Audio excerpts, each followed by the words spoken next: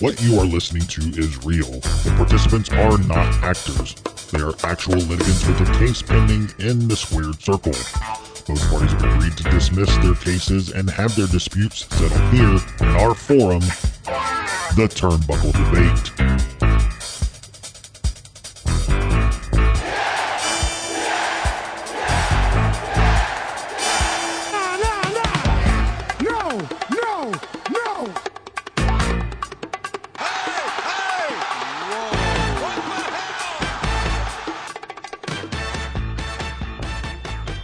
Hey everyone, welcome back to the Turnbuckle Debate. My name is Sneed. I'm Chad. And I am the OG Fit Kid from Bellcaster Studios in Chicago. And we have a special guest joining us today. We have the man behind the podium, Mr. Kyle Davis. What's going on, man? And I'm Kyle from Atlanta. How's everybody doing today? I love the music on the intro there. I was getting to it. I felt it. Had a little bit of the porn vibe, but also People's Court. But we know what it was. It still kind of had that vibe. Oh, yeah, man. Dude, we had so much fun when we interviewed you that we had to have you back to just come and shoot the shit with us. And hey, I love it. You guys have production value. I am jealous of your setup. As always, music, graphics, all sorts of things. One day I'll be confident enough to do this, and then you'll be like, hey, and then I'll have you on my show. There you go. There you go. Kyle, Well, before we jump into the debate, you guys, we're recording ahead of time, but this is airing on Monday, and this coming weekend, NWA 73, NWA EmPowerrr. Tell us about the events. Let us know where we can watch that stuff.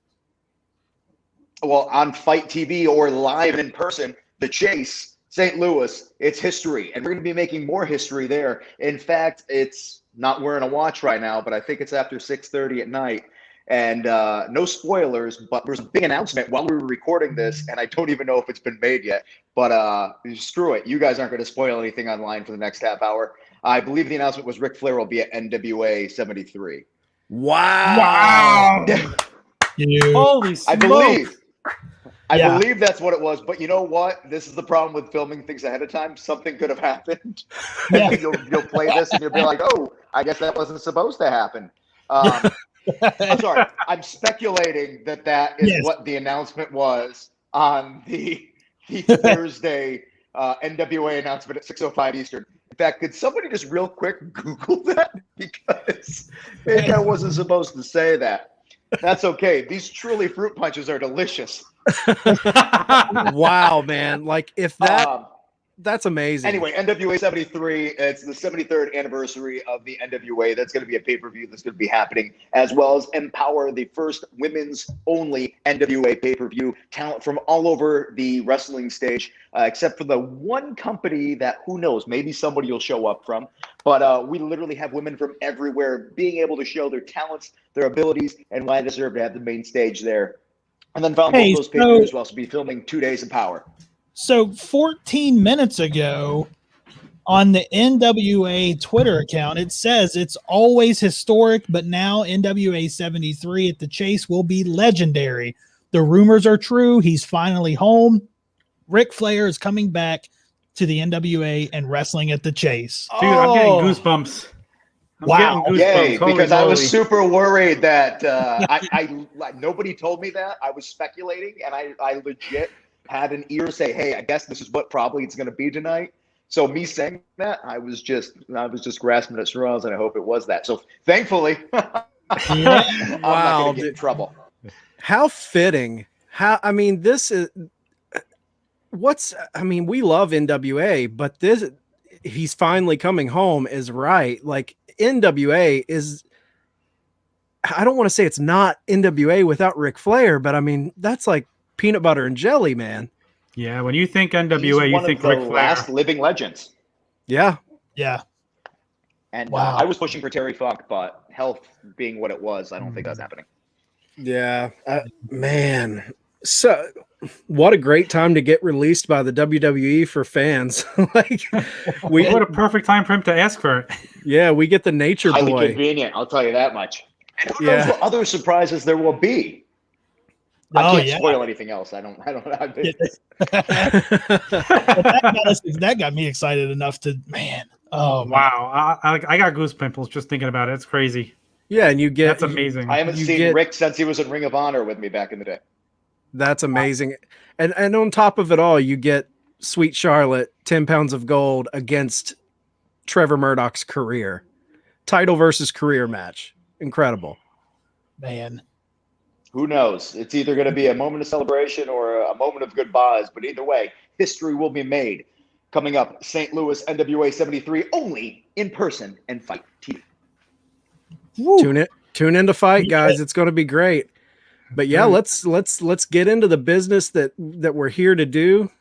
Let's get to so we'll have 3 topics and we'll go 10 15 minutes, whatever the conversation takes us to, and let's get into it, man.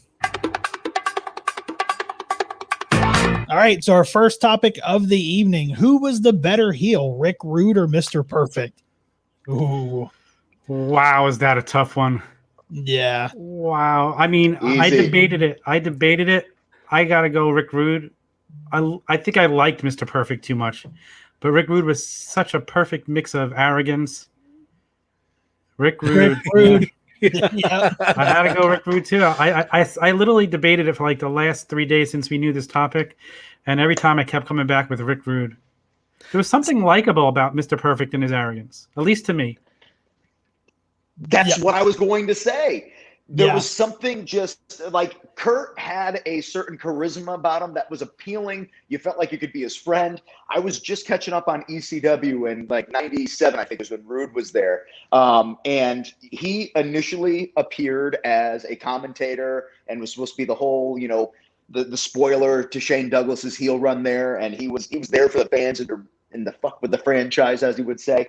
But even as a babyface, Rick was a dick.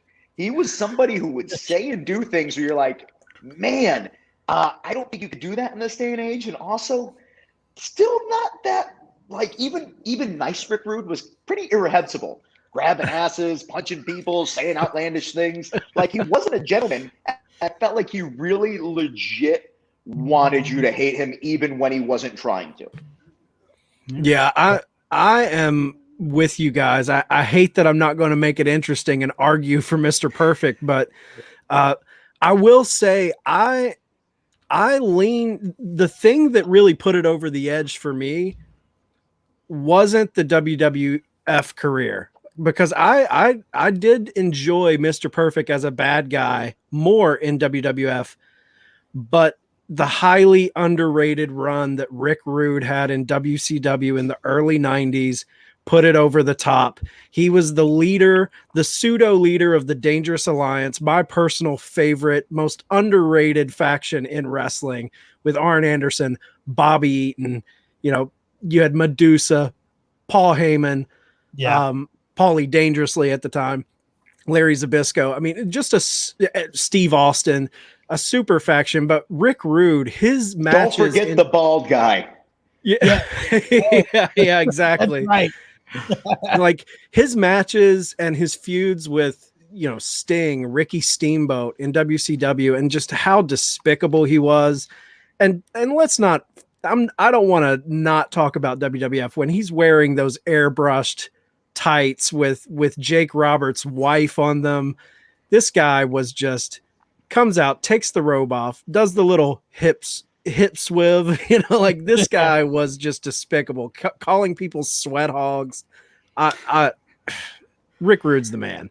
Yeah, Rick Rude is definitely my pick, and it's simple. The arrogance was fun, and Rick Rude was mean. And yeah, I loved when he would call people piss ants. And as a kid, when I hear that, it sounded mean. I like that.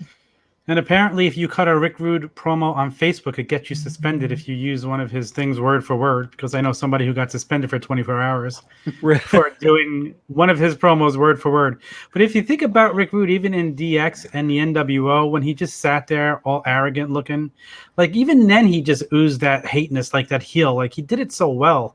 Like just with the look, the way he would stand there, he didn't have to do anything, but like you could just feel the heat coming off of him. Yeah, and the music. The entrance music was so just, he was the guy that told you he was going to take your girl and there wasn't a thing you could do about it. and he backed it up. And when he would sell those, there is an entire Twitter account dedicated to Rick Rude selling the atomic drop. Like it's just gifs of Gonna him make selling. a note of that and go follow that right after this. Yeah. It's so good. It's just gifs of him selling the atomic drop. It's so good. Wow.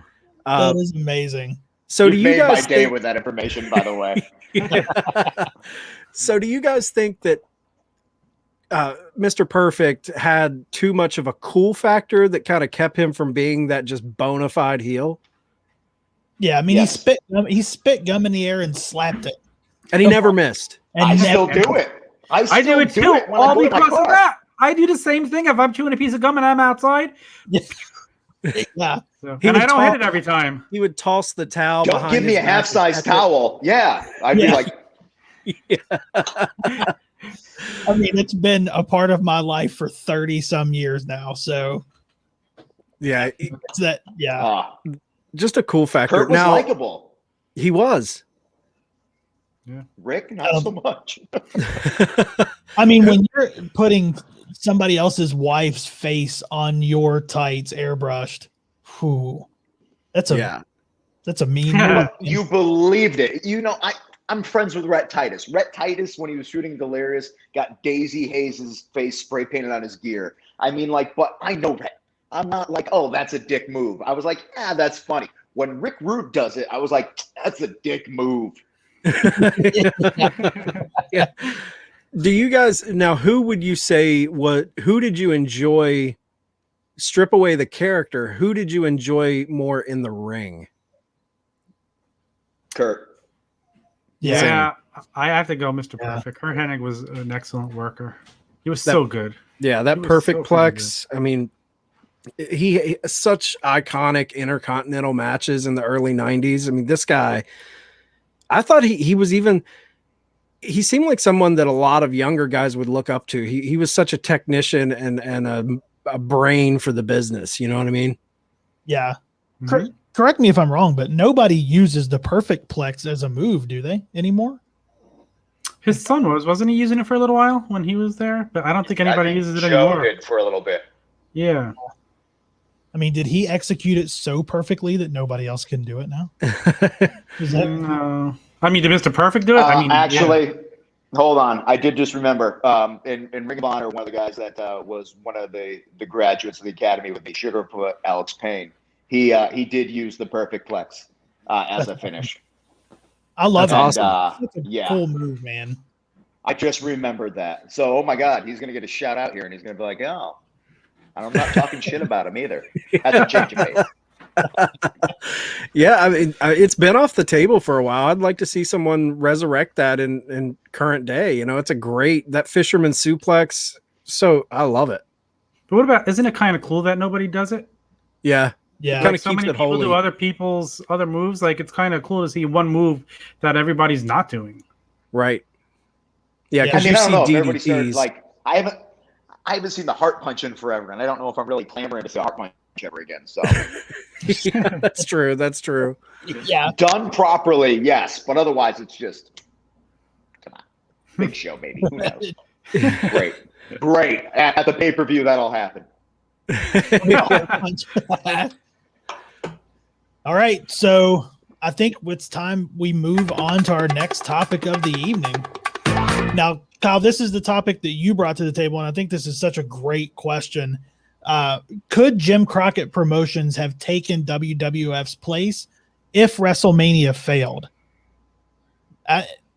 This is something that I've It's never a possibility. It was a gamble. Yeah. Yeah, and I'm going to defer to you since it's your topic. Let's get your opinion on it.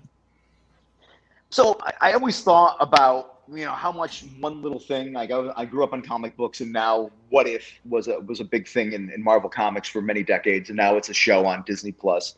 And it was always that idea of taking one little moment and just twisting it. And I think back to what was really the catalyst for making WWF the company that had national exposure. And really it was the Rock and Wrestling, Cyndi Lauper connection, Hulk Hogan, Roddy Piper, Mr. T, and all that kind of came together with WrestleMania.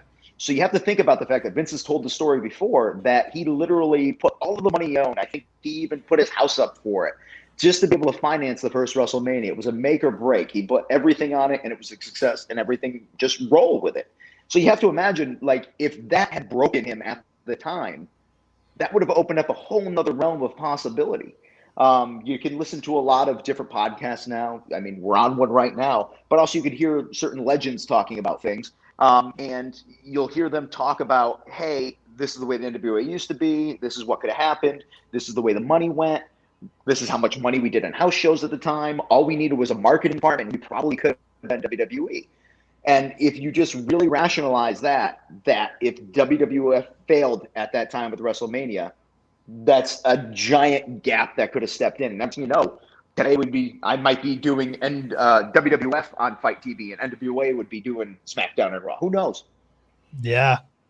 I mean, I always felt exactly kind of what you said. If WWF didn't do it first, somebody would have taken a company national. And why not Crockett Promotions? They had the talent. They had the minds. It was absolutely, I think it would have been them if it wasn't WWF. Yeah, and they were in a spot too. Like during that whole time, they were each fighting for territories. Between Jim Crockett and Vince McMahon, they were buying up all the smaller territories. It was almost like a land grab. Like they were all trying to accumulate all this talent. And there was that Black Saturday situation where Vince bought the spot on Turner from Georgia Championship Wrestling, which the Briscoe brothers kind of sold to him, kind of behind closed doors.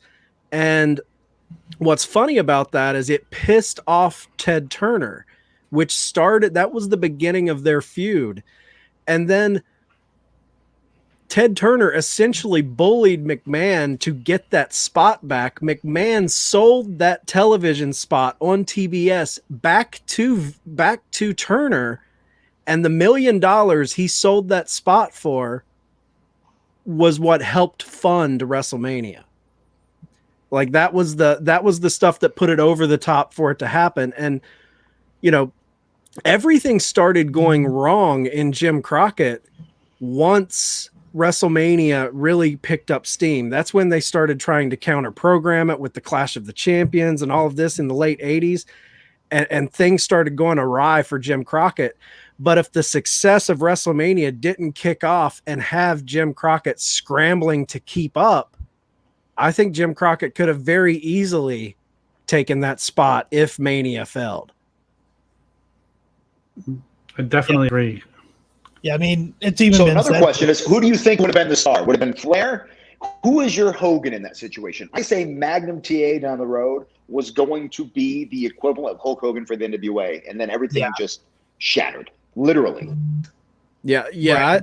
It was Magnum TA all day, and I think that was part of with Mania being successful, and then it was a motorcycle accident, correct? Yeah, I thought it was a Corvette or something. It may have been a vehicle accident took away Magnum TA's career. It was a vehicle. Yeah, it was a moving apparatus. But I think, Two Magnum wheels, TA four was wheels, who knows? yeah.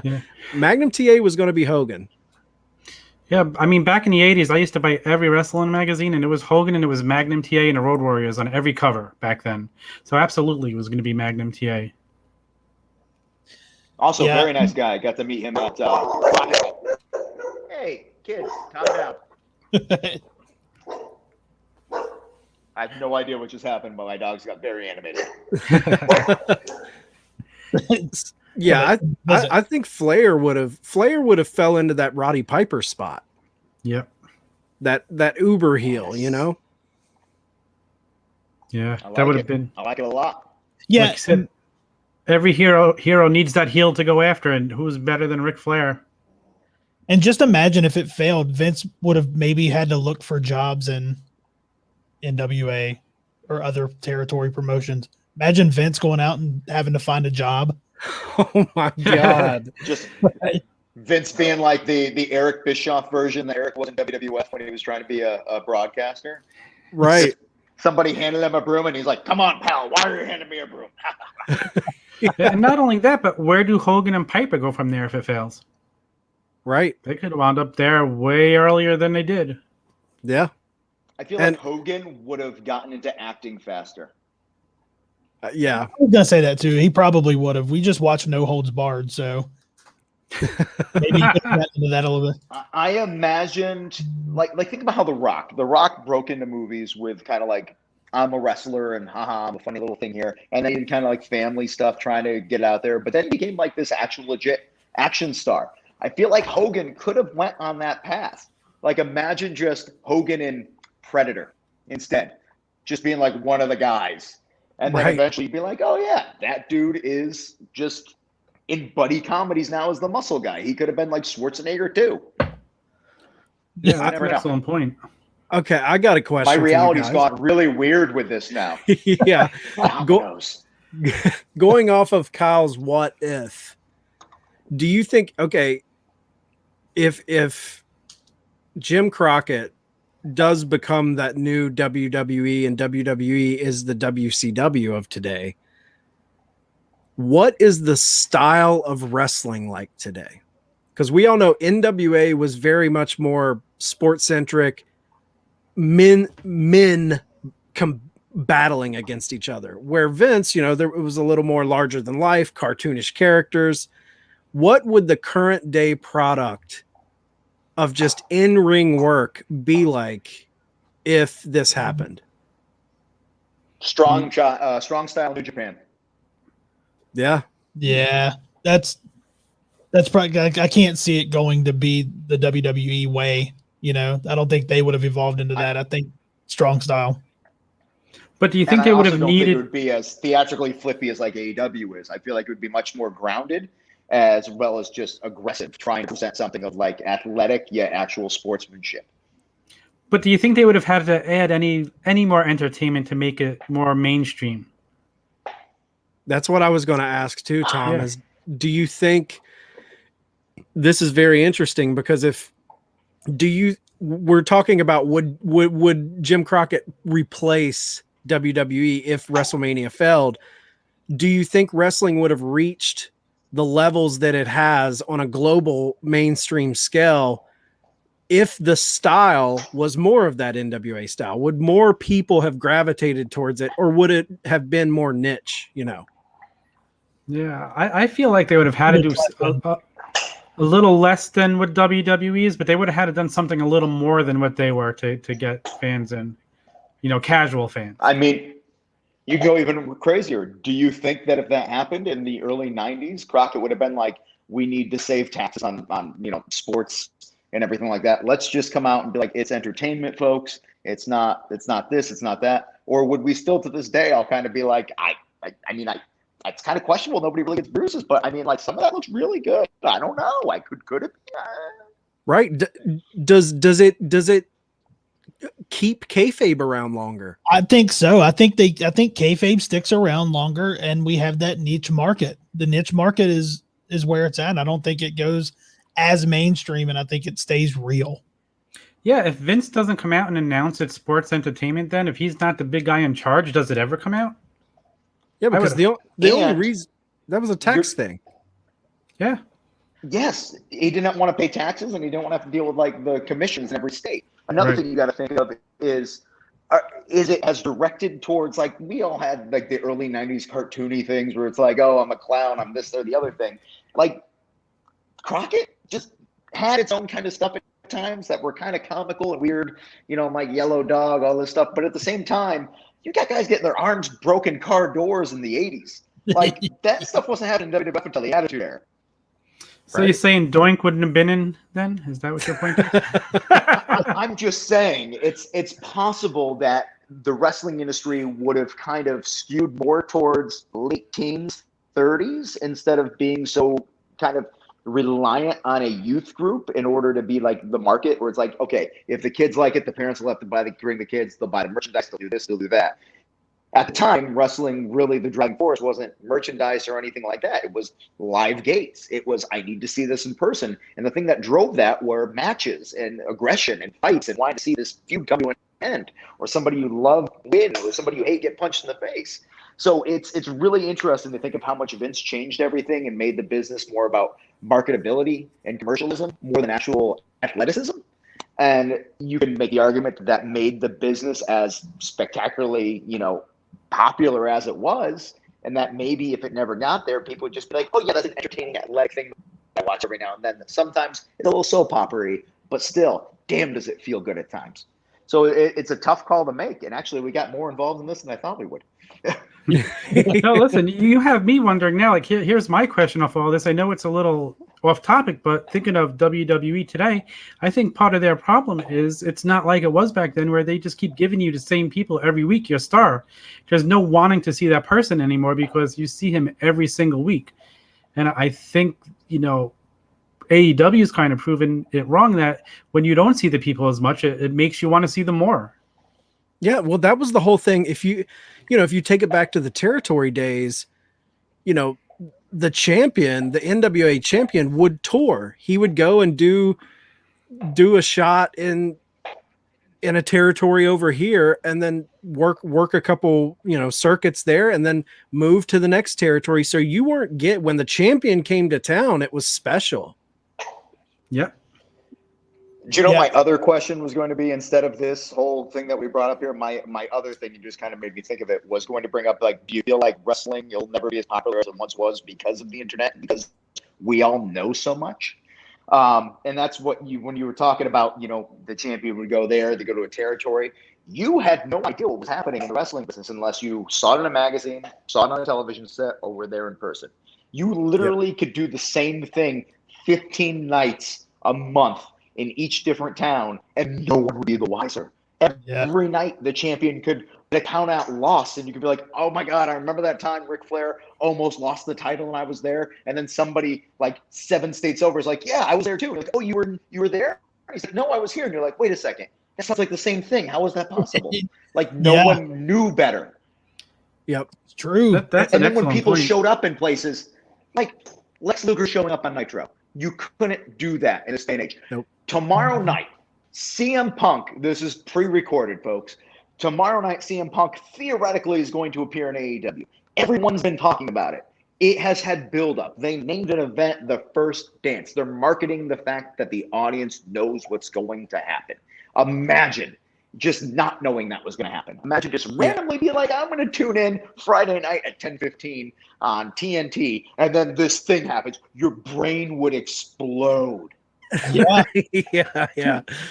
Those are the surprises that I like, man. Like kind of knowing about it takes a little bit away, but man, if you did know about it, that's a brain explosion. Dude, it's so true, because if you look at Malachi Black, he's not on the same level of CM Punk, but the fact that nobody was expecting him to show up in AEW when he did, because everybody figured he had the 90-day no compete clause, made that moment more special because nobody had a clue.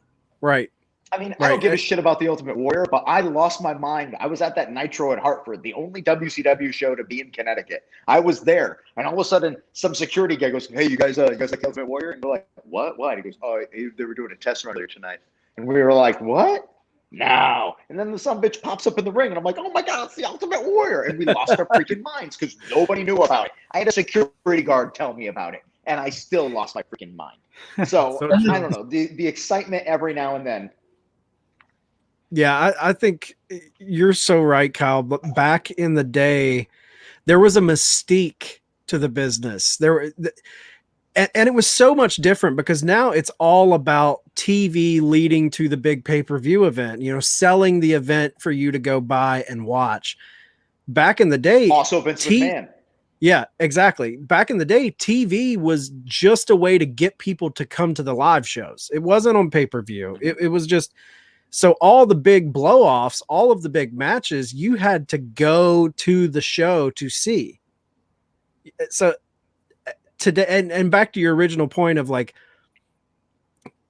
does the internet kind of hurt wrestling from ever getting back to what it once was? I think it hurts the kayfabe, breaking the fourth wall, losing yourself to it a little bit, definitely. And I think there's a lot of like poisonous fan interaction on there, but also I think it hurts the casual base that keeps it from becoming big. But for the hardcore fans, knowing the inner workings, I know just speaking for myself, I nerd out on that. All the behind the scenes. Oh, so-and-so is going to show up here, or so-and-so signing with this company. Who are they going to sign with? Where are they going? Oh, New Japan's coming over and they're doing some shots with Impact. Oh, NWA's bringing in Deonna Purrazzo. You know, all of this type of stuff for a hardcore fan, I think you just eat that shit up. Yeah, man. And completely separate but same kind of thing. I was reading an article the other day that a lot of people have such a resonance to the 80s and 90s because it's the last time that anything you watched on TV, anything you saw in a movie, a celebrity or anything, that someone had an air of these people are beyond me. I do not have access to them. I can't find them. I can't talk to them. I can't listen to them. They'll never hear my voice. I'll never bump into them in person. These people are gods. Wrestlers were the same things. They existed as this entity that you could not touch. Now, I literally could tweet The Rock and maybe he's going to respond to me. I mean, like, that's insane. So the mythology of everything too in our world today, you know, nothing could ever live up to the mystique and all the things that we had before. And a lot of that, again, is Vince McMahon. So if WrestleMania failed, who in the blue hell knows where we would be today? Yeah, yeah, very true. So true, man. Try to bring it back. Yeah, good job. Full circle. Loved it. So with that, I mean, I think, are you guys ready to move to the next topic? Yeah, let's do it. Yeah. Do it? Okay. All right. All right. So the final topic of the evening: who is the greatest talent to come out of the early years of Ring of Honor? Man, what names too? Like, there's so many names. I have my pick. I have my pick. It's Daniel Bryan. How could it not be? Like, what he's gone on to do, people who don't even watch wrestling know who he is. So many people watch Total Bellas that are not wrestling fans. Not to mention what he's done, how he got himself over in WWE, the whole Yes movement, even though they tried to hold him down. Now, here's my question, Tom. Yep. And question for everyone else, I guess. Now, when we're talking about greatest talent, are we talking about the accolades that came after Ring of Honor or the impact that they left to that company? Because to me, I mean, yeah, you've got the Daniel Bryans, you've got the Nigel McGuinness, you've got Jay Lethal. These are guys later. I'm kind of cheating.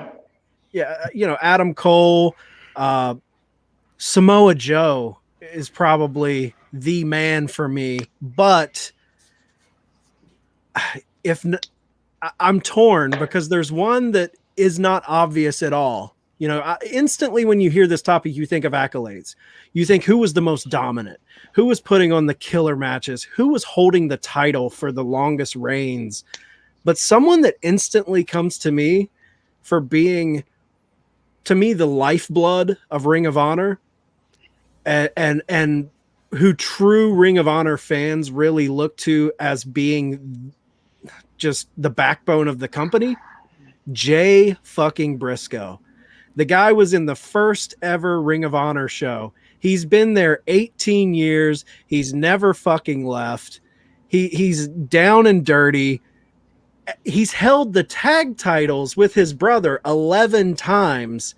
And he's also held the world title, I think, 2 times. So this guy is, Jay Briscoe is underrated in the grand scheme of Ring of Honor legends to me. Everyone thinks the Briscoe brothers, but when you just talk about the guy who's been there, who's kind of carried this company on his back, I say Jay Briscoe. But if we're talking accolades, dominance, and the way he's impacted the business outside of it, I would go Samoa Joe. Samoa Joe's my pick. I mean, just the fact that he, you know, was in Japan, then went to Ring of Honor, then everything that he did with TNA, and he did all this without WWE, and then goes to WWE. Like, he had the single longest reign too. Like, right, he held the belt for like 600 some days. Yeah, so Samoa Joe was my pick. Kyle? Obviously Xavier, guys. I mean, everybody remembers Xavier. I'm joking, it's not Xavier. It's obviously the man who trained me for professional wrestling. It's Bryan Danielson, the American Dragon. There's no other option there. The man he main evented the first Ring of Honor show. He got that brand of wrestling over throughout the entire world. Evolve. He was supposed to be the starting star in Evolve Wrestling with Gabe Sapolsky before he signed with WWE. So everything there was also part of his helpful brainchild. He goes to WWE. He actually presents independent wrestling of what it is and the concepts of it in promos while he's doing the NXT thing to the WWE audience. He gets them to start accepting the fact that there's another world out there of talent and ability. He gets that over. He gets fired for being too realistic during something, which is a funny story in its own right. Then they bring him back and he builds himself into being this major star. The man is not only a good human being, the man is one of the most talented wrestlers of all time. He married a model with his awkwardness. He's on a reality show. He was a role model to children, and he showed that you don't have to be a big jack son of a bitch. You just have to get people to feel and believe in you to go on there. And I'm shocked nobody said Punk during all of this, but that's okay, because at the end of the day, Bryan Danielson, I am biased. He was the guy I paid money to break me into this business, and I disappointed him every ounce of the way, because now I'm a broadcaster. That's how bad of a wrestler I was. Yes. Yes. Yes. I mean, it's one of those things. It's hard to argue against you guys with Bryan Danielson. I mean, the guy, like you said, you're all right though. You're all right. So many good people came out of that company, and like you said, no one even said CM Punk. Yeah. No one even said Adam Cole. He was a little later. He's not early days. I get it. But if we're just talking ROH overall, I mean, Adam Cole held the title 3 times. No one's held it 3 times except Adam Cole. You could also say Jay Lethal's a great person. Jay Lethal was there almost from the beginning as Hydro and Special K, and then built his career up. But he did leave to go to TNA for the Macho Man stuff. But Joe, I feel like Joe and Jay Briscoe are also just brilliant choices. The Jay Briscoe is the dark horse candidate there, and he is definitely the all-star. Also on the first ROH show. So just bam. So what, Kyle, you would know better than anyone because you have a personal connection to him from those early days. What made just from your vantage point, what made Bryan Danielson so special in those early? Strip away all the WWE hype and everything that came with the celebrity of his star power in WWE when he was just in Ring of Honor. What made him special? His craft. The fact that he would do things to amuse himself, and he wasn't trying to be a star. He was just trying to be himself, and it connected with people. There was a point where Bryan wanted to retire from wrestling back in 2007, 2006, 2007 it was. And he was like, I want to do something good with my life. I just feel like, being in wrestling, I'm not really doing anything for the world. He was going to join the Peace Corps, and he contacted them and they said, I'm sorry, you have no legitimate skills to offer us whatsoever. So the guy started taking college classes because he's like, maybe if I learned something, I could present myself in a manner so I could help change the world and make it a better place. Like, he didn't set out to be a millionaire star, with a successful career and all this. He just was trying to do something he enjoyed and create something that was realistic and believable. I mean, we'd be in the ring with him and he'd be like, so I was reading this Gotch book, and then there was like page 204, there was like this submission, and I'm thinking about maybe doing that. And he would try to find all these little nuances and just work them into things that not only pop himself, but again, to present himself in a manner which he felt like, I feel like I want people to believe this. He made a small package seem like it was a legit thing. The guy used to run around calling himself Mr. Small Package and winning matches with small packages. Then when he was actually this aggressive heel, he was the awkwardest person you'd ever meet. And yet people chant, you're going to get your fucking head kicked in. I remember when he had the giant long ass beard, he used to have a shaved head and a giant beard at one point in time and come out to like the Star Wars theme, wearing a jacket and stuff. And I was just like, what was the deal with the beard? And he goes, oh, razors are really expensive. And I was in Japan and I just couldn't afford. So I was like, I guess I'll just grow my beard out because it's easier than spending money. He was thrifty. The man was like the best aspects of the human race. and somehow managed to become one of the most successful wrestlers of all time. I don't know. I literally, he's just a likable human being and a smartass, but like in a funny way. Like, okay. So you want to hear a funny Bryan Danielson, a quick little anecdote? So Sami Zayn used to work with us in Ring of Honor, and Sami had a friend that he hooked Bryan up with on a date, and Bryan's just like, it's just not my type, man, but whatever it is, like that. Fast forward a few months, we're doing an HDNet taping in Philadelphia, and that woman shows up, and Bryan goes to Sam and he goes, hey man, your friend's here. And he's like, oh yeah, don't worry about her, she's coming to visit, whatever. And he's like, no, you don't get this. Like, she calls me all the time. She sent me underwear in the mail. Like, it's getting creepy. I don't want her near me. And he's like, oh, Bryan, I don't know. Like, if you know Sammy, he's very like, he is confrontation averse. He's like, I don't know, man. I just, she's her own woman. Maybe she likes you. Isn't that nice? Don't you think? And he's like, deal with her, get her away from me. So as the night progresses, everything like that, Bryan would pop up every now and then and be like, I swear to God, she keeps on trying to find me, and she just keeps on popping up. He's like, again, Bryan, she's just here on her own accord, and she's a nice girl, maybe she's give her a chance. He's like, Sammy, deal with her. And the night comes, and rings getting broken down. They're at ringside and everything like that, and she shows up with I think she had a gift for Bryan.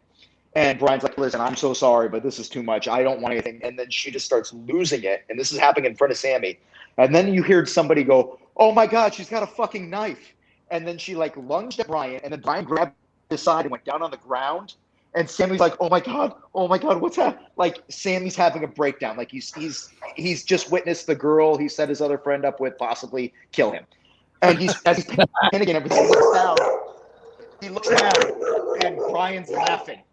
And it turns out, for the last 3 months, Bryan and this girl, he's like, hey, can you do me a favor? He's like, could you just play along? I really think it'd be funny if we convinced him that you were a psycho that was trying to kill me.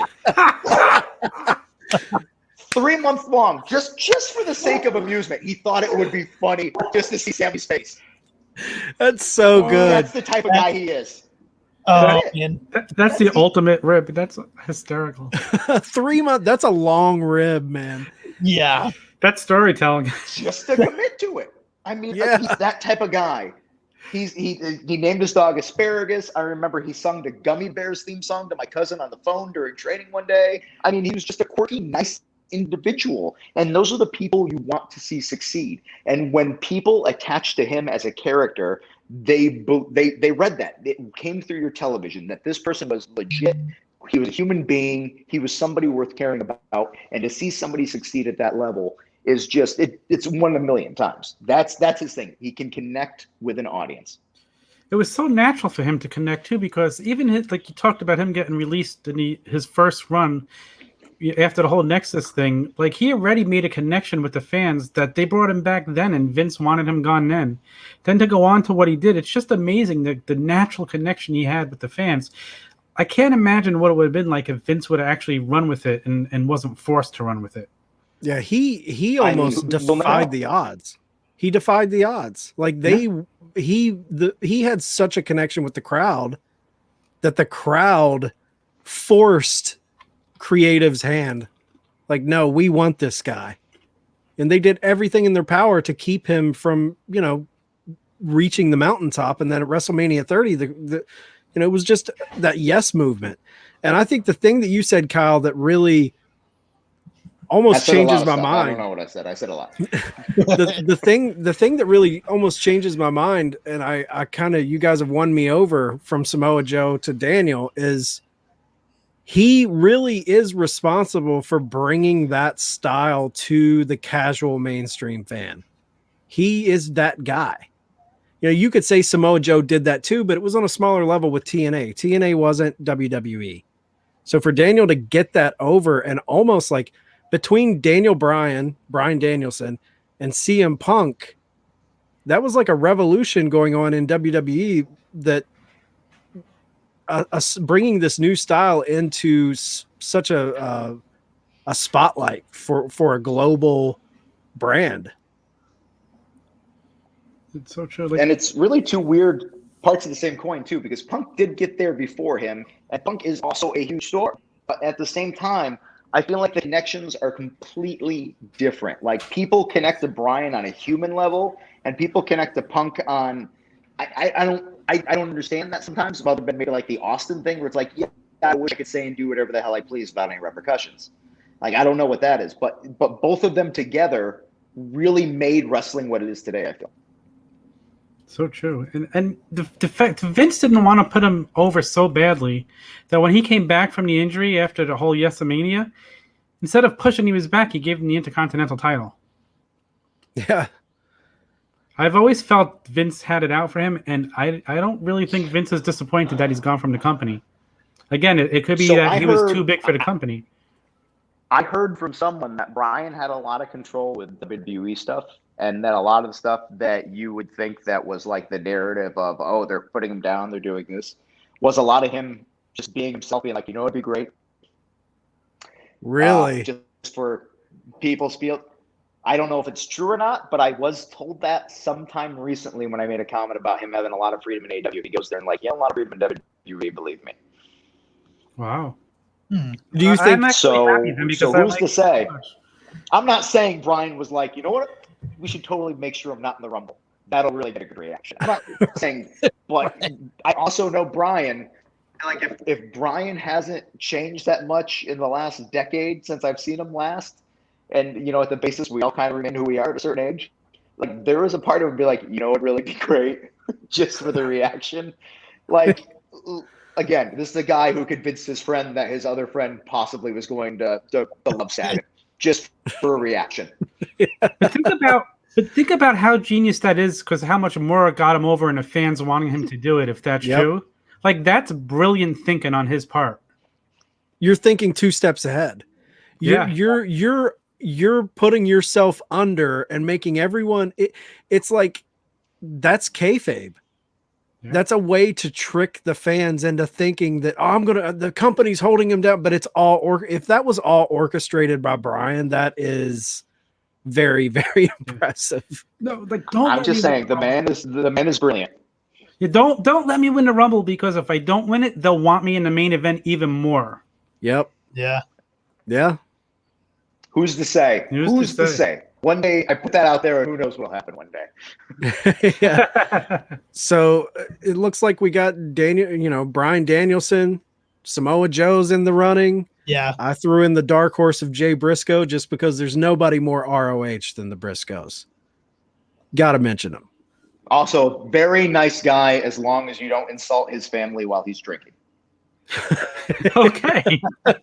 Even unintentionally. I didn't mean to do it. I made a joke. We were joking around. And then all of a sudden, this look happened. And it was like, what'd you say, man? And I did the thing where, like, have you ever, like, heard people, like, don't make eye contact? I put my hands up and I, like, stopped looking him in the face. I'm like, no, we've misunderstood the situation. My apologies. I'm going to step back this way. And I left the room. And then the next day, him and his brother were like, hey, man, real sorry about that. We were drinking. We like you. I was like, no problem. I'm sorry I offended. It's okay. It's all right. They seem like as real as it gets. Bare hands. Yeah. Oh, man. They are successful chicken farmers that, they are who they are and they represent who they are. And I remember the old ROH shows. There'd be a big RV parked in the back. And there'd be cookouts during the show, and it would be the entire Briscoe clan would come to Philadelphia, and just the sweetest family, the nicest group ever. And at the same time, just some of the people, like if the world was to fall apart and you needed somebody to be like, I need to survive, who's going to be on my team? The Briscoes. You'll survive. I love it. Well, guys, I think that's probably going to bring us to the end of the debate this week. Kyle, thanks so much for coming by. Again, let everybody know where they're going to see NWA coming up. Coming up, it is going to be next weekend. Guys, I'm not good with dates. I'm really not good with dates. I'm moving right now, so everything's falling apart. I believe the 26th, 7th, 8th, and 9th. That sounds right. Yeah, the 28th is Saturday. The right. 29th is Sunday. Yep. Perfect. We got that. Night one is going to be EmPowerrr, NWA, first ever women's only pay-per-view with Mickey James as the producer, picking talent is going to be a memory. It's going to be history in the making. It's going to be everything that should have been happening for the last several decades occurring now and hopefully going on in the future. Then NWA 73, it is the 73rd anniversary of the longest lineage championship in the business. Everything bridged off of the NWA, the WWF, ECW, WCW, TNA. We were there before that stuff. And we're going to be celebrating there with the man himself, Ric Flair, as was just announced tonight. And then several episodes of NWA Powerrr will be taped. This is all taking place in St. Louis at the historic Chase. We'll be staying there. There's fan fests during the day. Come see your talent, see the people you love, experience it, take a photo, hang out, have a drink. Who knows? It's St. Louis. I've been there once. I don't remember. I'm going to have a good time, and so should you. Yeah. Awesome. Well, thanks for stopping by, man. You always have a seat here to come hang out with us. And we'll I appreciate it. Absolutely. That's going to wrap us up. Make sure you guys are checking out NWA and Kyle wherever you follow on social media. You guys have a great evening. It's going to wrap us up. These aren't even my glasses.